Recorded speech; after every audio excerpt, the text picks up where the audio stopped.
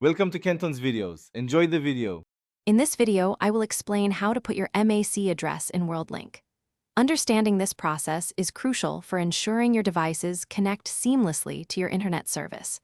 We will cover finding your unique hardware address, logging into your Worldlink account, and correctly entering the information. This step-by-step guide will help you bind your device, ensuring stable and secure network access for your home or office setup. Finding your device's unique media access control address is the first key step. On a Windows computer, open the command prompt and type ipconfig/all to reveal a 12-character hexadecimal code. For Apple Mac OS, navigate to System Settings, then Network, and click Advanced to find it.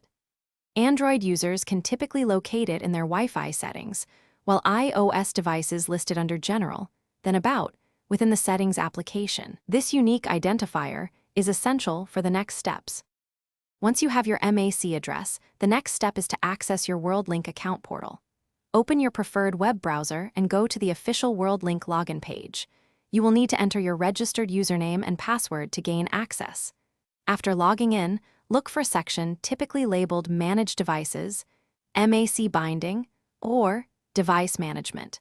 This is where you will input your device's unique identifier to register it with your service. Now it's time to enter your MAC address into the Worldlink portal. In the designated field, carefully type the 12-character hexadecimal code you found earlier.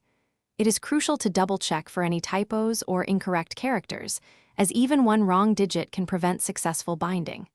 After entering, click the Save, Add Device, or Apply Changes button to confirm. The system may take a few minutes, perhaps up to 5 minutes, for the changes to fully take effect and register your device. Thanks for watching. Consider subscribing if we helped you.